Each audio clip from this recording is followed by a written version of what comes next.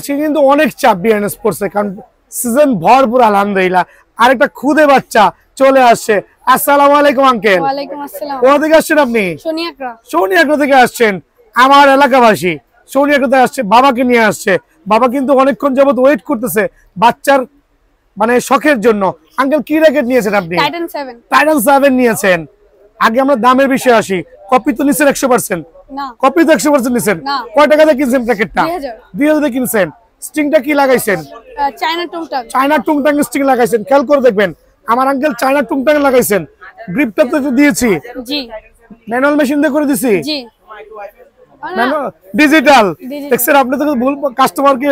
আচ্ছা দেখেন ওনাকে ডিজিটাল মেশিন দিয়ে করে দিছি, চায়না টুংটাং স্ট্রিং দিছি, একটা ব্যাগ দিছি। আঙ্কেল কত রাখছি? 2000 অনলি 2000। সো আপনি হ্যাপি তো?